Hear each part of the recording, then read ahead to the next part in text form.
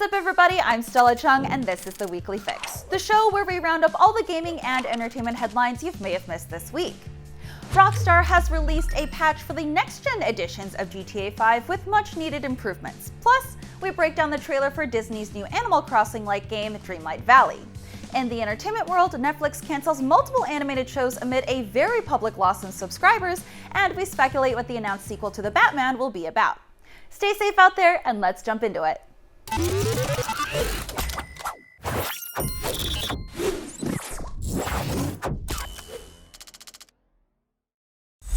Now, Rockstar released a new patch for GTA 5 on next-gen consoles, adding quite a few tweaks to the game for PS5 and Series X and S owners. Now, the official patch notes available on Rockstar's website lists a number of improvements and fixes, such as a motion blur option slider to toggle the feature on and off and shorten transitional time while in story mode in GTA Online. Now, the PS5's DualSense adaptive triggers were reacting too strongly in one car. Now, that's been fixed, and on Xbox Series X, a bug that caused players to get stuck on an alert screen after using quick resume has been solved. Now, there apparently had been a problem with blocked players still being able to interact with their blockers' user-generated content. That's also been addressed. And the patch fixes an issue where players would get stuck on a black screen when trying to migrate a character from a last-gen console to PS5 or Series X. Now, there are numerous other fixes for content issues, audio issues, and many other features and improvements. Now, some players also pointed out next-gen files were added to PC, but are currently empty. Now, this has left many online to speculate when these new enhancements might find its way to PC. Now, Rockstar hasn't made any official announcement on PC enhancements for GTA 5 just yet, but it's possible the company might in the near future. Now, internet denizens and gamers are speculating this latest patch might impact certain PC mods or cause some to be incompatible with the current game build. Now, that remains to be seen, but curious to know what you think about the latest patch for GTA 5. Now, while it's nice to finally have the ability to turn motion blur on and off, what are your overall thoughts on the latest patch? And how do you think it'll affect the PC build when it inevitably receives the enhancement? Sound off and let us know. Now, moving on to Sony, PlayStation is starting a new team to keep those old IPs alive. Now, PlayStation's newly appointed senior build engineer took to Twitter to express his excitement joining the company's preservation team. Now, over on LinkedIn, PlayStation Studios global QA manager Mike Bishop presumably commented on this new position months ago by saying, quote, "The day-to-day focus is on IP preservation for the business, ensuring the titles of today are captured, cataloged, and secured for the games industry of tomorrow." So the senior build engineer is just the first piece of PlayStation's new team that will seemingly focus on the longevity of PlayStation games and titles possibly dating back to the original console's 1994 release in Japan. Now, with PlayStation showing a bit more commitment to its classic titles given the new PlayStation Plus tier announcement, it will be exciting to see how this preservation team fits into its overall game plan. Pun intended, game plan, yeah. And finally, Netflix is planning on offering up about 50 games for subscribers by the end of the year. Now, this is according to an anonymous source the Washington Post spoke with, detailing how Netflix is apparently looking to explore gaming-based content from every direction, including the X and Y axis, yeah, but is sticking to mobile platforms for the time being. Now, you may not know this already, but Netflix users currently have access to 18 games. This includes Crispy Street, Bowling Ballers, This Is a True Story, that's the name of the game, and of course, Stranger Things 3, the game. Now, you have to download these games separately, so it's not like it's a part of the Netflix streaming app. It's not built into it. No clue why Netflix is getting into the gaming market, but I'm curious to see how long this experiment will last. Yeah. In other news, 343 Studios has revealed some new modes coming to Halo Infinite Season 2 Lone Wolves. The headline classic mode King of the Hill arrives May 3rd alongside two brand new modes, Last Spartan Standing and Land Grab. Players can expect the classic Halo mode King of the Hill to return in custom games, or players can try the standard mode that comes with a slight twist. Instead of just having one part of the battleground that players fight over, a new hill will spawn when the previous one is captured. The team with the most uncontested time on each hill at the end of the match wins. Last Spartan Standing is a free-for-all mode seeing 12 players spawn on big team battle maps with locked loadouts and just 5 respawns with the last player standing as the winner. Reminiscent of territories from Halo 2 and 3, Land Grab has players fight in teams to capture various neutral zones around the map, with the first team to capture 11 winning the game. On top of these modes, Halo Infinite Season 2 is also adding maps, timed events, and a fresh battle pass. This might not be the content drop some fans were hoping for, but it's something. And finally, LEGO Star Wars: The Skywalker Saga has made history with the best LEGO game launch ever. According to a recent tweet on Warner Bros. Games, LEGO Star Wars: The Skywalker Saga has sold 3.2 million copies in its first 2 weeks, surpassing sales records worldwide. This means the Skywalker Saga launch outperformed other entertainment franchises that received the LEGO treatment, such as Marvel, Harry Potter, and The Lord of the Rings. And you can bet that those sales numbers will see a bump when the holidays roll around. IGN's review gave the new LEGO Star Wars an 8 out of 10, praising the amount of discoveries and collectibles it managed to pack into this trilogy of trilogies and its charming twist on familiar scenes. It's clear a lot of work went into this game, so it's nice to hear it paid off. Obviously, Elon Musk buying Twitter is all anyone's talking about today, but there's also some big business bubbling in the gaming sector. In the past few years, Xbox Game Studios has rolled up an impressive katamari of acquisitions, including Ninja Theory, Obsidian, Playground Games, inXile, Double Fine, Bethesda, and that little indie publisher Activision Blizzard, to name a few, but apparently Microsoft's shopping spree isn't over quite yet. A job listing spotted by Video Games Chronicle suggests that Microsoft is on the lookout for a new manager of gaming strategy and development, and that person's responsibilities will include developing and evaluating the business case for content and technology acquisitions. Though Microsoft undoubtedly has people working on Xboxifying the newly acquired studios, the new role seems to be focused elsewhere, looking ahead with the goal of identifying and evaluating transformative growth opportunities. Now, on a related note, and let me be crystal clear that there's absolutely no evidence to suggest that there's any connection whatsoever between these two stories. We're just talking about acquisition-related news. It looks like Ubisoft might be the next major publisher to get bought out. Anonymous sources told Bloomberg that several companies have been sniffing around, expressing preliminary takeover interest, including the world's biggest private equity firms, Blackstone Incorporated and KKR & Company. This is hot on the trail of some reports by Kotaku that various aspects of Ubisoft business were being audited, possibly in anticipation of a potential sale. Again, take all this with a grain of salt, but also bear in mind that since 2018, Ubisoft's stock prices have dipped from $181 a share to just $41, and that during a February earnings call earlier this year, CEO Yves Guillemot said that the company was open to reviewing any offers. Speaking of big business doing big business stuff, Apple has been causing some uproar among indie game developers. As part of what's being called the App Store Improvement Policy, Apple is removing games from the digital storefront if they, quote, haven't been updated in a significant amount of time. Protopop Games, a one-person indie studio, tweeted that the free game Motivoto was facing removal since it hasn't been updated since March 2019, going on to explain how frustrating it is to need to dig up the old project file, adjust the code to meet these new requirements, rebuild, and then resubmit the game just to keep the same version up there in the first place. Meanwhile, experimental game developer Amelia, aka Laserwalker, expressed similar outrage, adding, quote, games can exist as completed objects. These free projects aren't suitable for updates or a live service model. They're finished artworks from years ago. And yeah, preach. Game archival and preservation is hard enough with physical media, and Apple's new policy really seems to be throwing the baby out with the bathwater. Obviously, a storefront full of games and other apps that run well is the goal, but maybe just flat out deleting them isn't the answer. Like, put up a disclaimer that says this app is old and it might not run well on your new device. Do you still want to download it?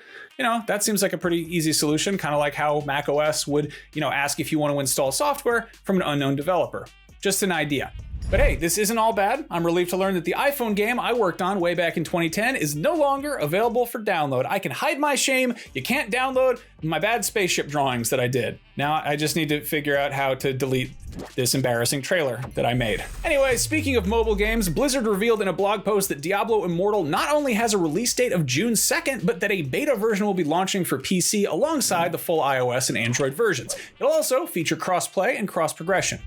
The free-to-play MMO was announced during BlizzCon 2018, where it quite frankly went over like a fart in church among the historically PC-centric Diablo fanbase who Really just wanted to hear more about Diablo 4 and also to, not be patronized. Do you guys not have phones? Yeah, you guys all have phones, right? There was, of course, also a laundry list of major and minor controversies that followed, but long story short, a PC port of Diablo Immortal is happening. In the blog post, Blizzard explains that PC players will probably try to emulate Immortal anyway, so they might as well just make an official PC version that offers those players the best possible experience. But that said, it is still being treated as something of an experiment. In addition to crossplay and progression, the PC version will also feature mouse and keyboard and controller support, but Blizzard has tempered expectations by saying it will feel a little different from other PC Diablo games, probably because it is first and foremost a mobile game. Earlier today, Disney Dreamlight Valley was unveiled, which is a free-to-play life simulator that's slated for release next year on consoles and PC. Players will create custom avatars and will then be turned loose in this titular valley, which is filled with familiar Disney and Pixar characters, hero and villain alike, all of whom have come down with a bad case of amnesia, which conveniently just means that everybody gets along and has a nice time. It'll be up to the player to help these characters recover their memories, forming some friendships along the way and also doing other activities like cooking and fishing. Of course, the whole time, players are going to be collecting in-game loot to help them customize their avatars and make their little corner of this gully full of amnesiac cartoon characters feel a little more like home, or at least a little more like their ideal Disney park. Dreamlight Valley is being developed by Gameloft. It is slated for release on Xbox One, Series X, PS4, PS5, Nintendo Switch, as well as PC and Mac by way of Steam, the Epic Games Store, the Microsoft Store, and/or the App Store, where applicable. No word on plans for a mobile version, but it definitely seems like plenty of people will be able to get their hands on it when it comes out. But yeah, a free-to-play Animal Crossing-like that features Disney and Pixar characters that's available on basically every platform, that seems like it could find an audience and probably print money along the way. In any case, if you want to know more, head to IGN.com and check out the full written preview over there. According to GameDeveloper.com, in addition to all the other perks of membership, PlayStation Plus Premium subscribers might also get to try out games before buying them. Reportedly, several studios have been informed that games above a certain price will be required to have a limited time trial version that's at least 2 hours long. The price point named is $34 wholesale, and I don't know exactly how that translates to retail MSRP, but I would say $40 or $45 is a safe bet.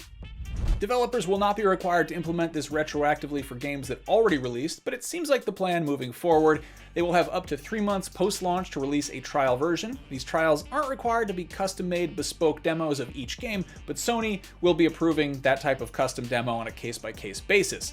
Now, this is mostly good news for players. Games are meant to be played, and watching a trailer of gameplay can only inform you so much. However, if you've played a AAA game in the last 10 years, you might have noticed, especially with open-world games, that they frequently take a little bit longer than 2 hours to fully open up. Game demos made to be played at conventions and press events are often these so-called vertical slices that let you experience a little bit of the mid-game action, but those are often unfinished builds, and anybody playing is being watched like a hawk by a studio rep to make sure that they don't go out of bounds or try to break the game or anything like that. So anything that gets put out to the wider public is likely going to need to be child-proofed to prevent too much tampering from, data miners and speedrunners and sequence breakers and whatnot. Anyway, smaller teams making smaller games are likely stressing about this news a little bit, since a 2-hour chunk of a small indie game might be the whole game. In general, this sounds like one more thing for developers to have to deal with prior to launch, and my sympathies go out to you, developers. As for being part of the PlayStation Plus Premium tier, it's not quite making me reach for my wallet. Demos are marketing materials, and it feels a little tacky to charge for them. It seems kind of like a perk that should be available for everybody. If Sony's trying to get more people on board with the upper PlayStation Plus tiers, maybe offer some full games. I'm not trying to pick sides here, but Xbox Game Pass is offering some pretty stiff competition on the subscription service front. Anyway, speaking of free games, the first 2 Elder Scrolls games are now available for free on Steam. That is the Elder Scrolls Arena, which launched the series back in 1994, and its sprawling 1996 follow-up, the Elder Scrolls II Daggerfall. Also joining them is the multiplayer World War II shooter Return to Castle Wolfenstein Enemy Territory, which I think has always been free to play since it launched in 2003, but it somehow has never been on Steam until now.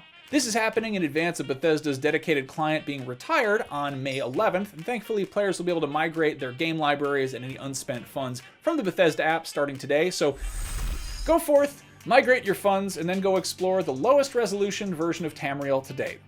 I guess actually the mobile phone version of Oblivion was probably lower res. And then technically, there's the Amazon Alexa version of Skyrim, which doesn't even have a resolution because it's just Alexa talking to you and telling you that there's mud crabs there. A mud crab scuttles towards First you. row down. I didn't catch that. First row down.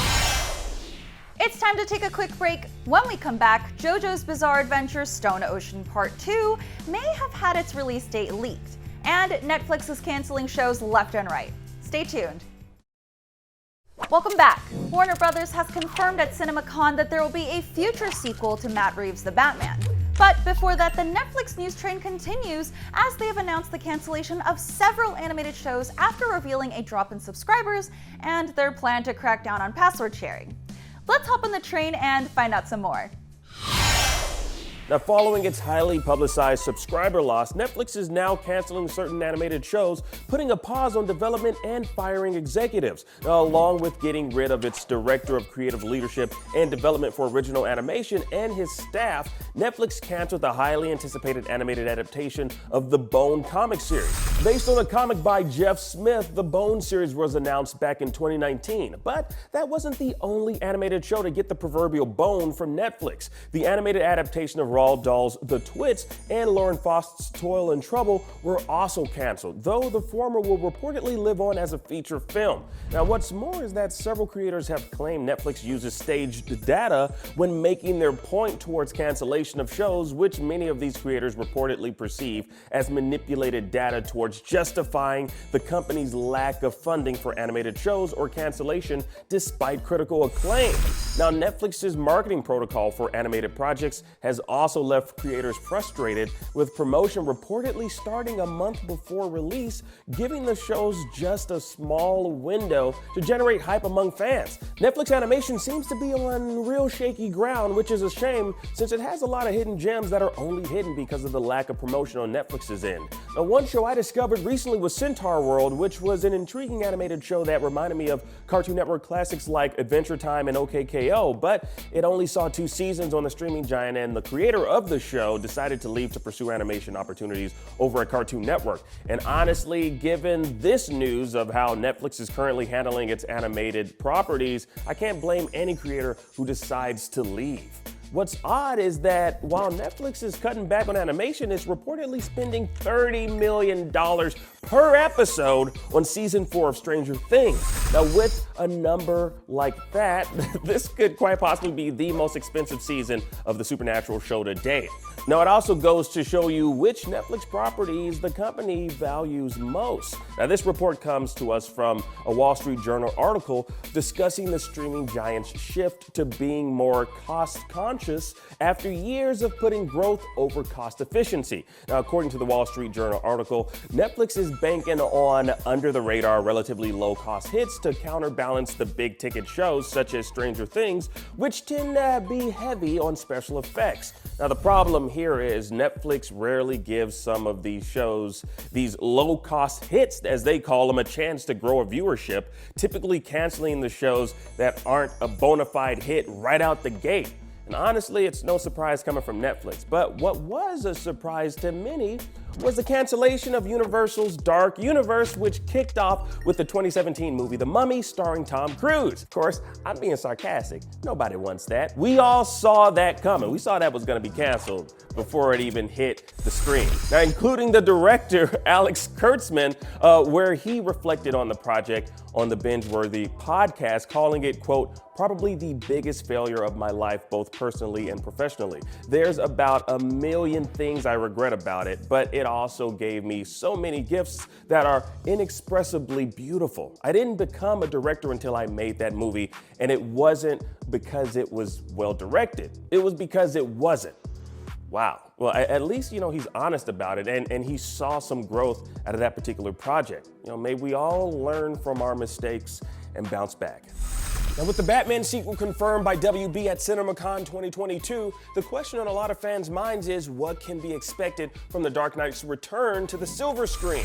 Now, with this announcement, we also got confirmation that Matt Reeves will be returning to direct, along with Robert Pattinson, Zoe Kravitz, and crew returning to reprise their roles in the sequel. Now, not many more details were revealed. However, Matt Reeves did take to the stage at CinemaCon 2022 and promised more will be shared at a future CinemaCon. Now, Reeves has stated stated that the first film is more or less an origin story for the villains, and we did in fact see quite a few heavy hitters in Batman's rogues gallery make an appearance in the movie. Now, towards the end of the movie and in a deleted scene, we see the Joker, and based on said deleted scene, Pattinson's Batman had history with the character before his lockup in Arkham Asylum. So who knows if we might see the Joker show up again in the Batman 2. Now, Colin Farrell is set to reprise his role as the Penguin in an untitled HBO Max series based on the character, along with a once Gotham PD turned Arkham series. Now, as it relates to the Gotham PD series evolving into an Arkham series, Reeves said, quote, "We've actually now moved more into the realm of exactly what would happen in the world of Arkham as it relates coming off of our movie and some of the characters and their origins, almost leaning into the idea of it's like a horror movie or a haunted house that is Arkham. So while unannounced and unconfirmed, it's seemingly likely we'll see some of the characters that are set to appear in both the Penguin and Arkham series show up in the Batman 2. Now, only time will tell, but I think we're all super duper excited to see The Dark Knight return." Another Dark Knight set to return is Michael Keaton, y'all. Yeah, now folks in attendance at CinemaCon 2022 got a sneak peek of the Flash movie. Now in it, we see the speedster traversing the multiverse where he meets a digitally de-aged Michael Keaton in the Batcave equipped with various different bat suits. And according to some in attendance, one of the suits featured is an upgraded version of the '89 Batsuit with a more bold yellow emblem. Now Michael Shannon's General Zod also makes an appearance in the sneak peek. Now the film is slated for release June 23rd, 2023. That's right, next year. Until then, let's just please pray for Ezra Miller, please. Seriously, let's just pray. And finally, in non-Batman related news, the fearsome fighting team of mutated teens are planning on making waves this summer. Of course, I'm talking about Ninja Turtles. Don't sound so surprised, Batman. You faced a killer croc.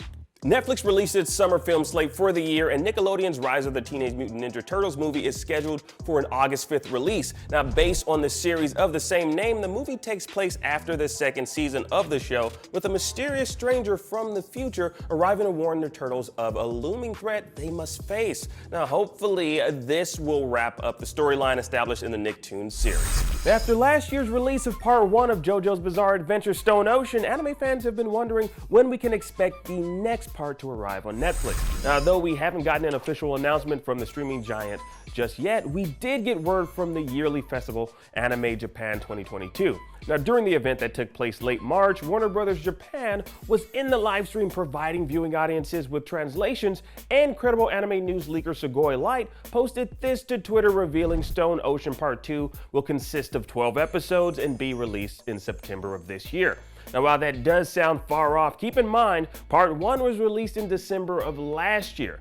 And this hasn't been confirmed by Netflix as of yet, but all signs are pointing to Jolene and Friends returning September 1st, which is a Thursday. So no JoJo Fridays unless you choose to watch it then.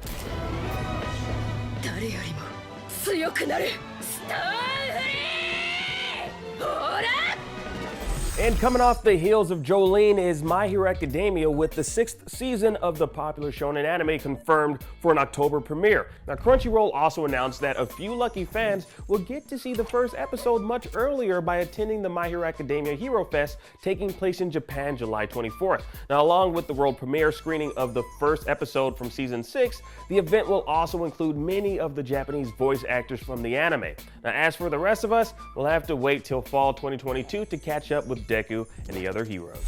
And finally, in outrageous news, Streets of Rage has come to the big screen. Now, from the folks that brought us both Sonic the Hedgehog movies comes another classic Sega gem unearthed to warp your perception of how to deal with criminal organizations. Yeah. Now, according to Deadline, the adaptation of the 1991 video game is being adapted by the creator of the John Wick franchise, Derek Kolstad. Now, apparently he wrote the script unsolicited and just sent it to the studios.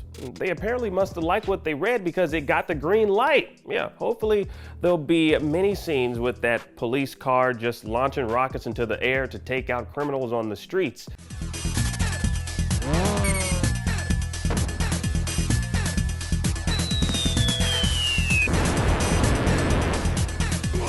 That's a normal thing, right? Yeah.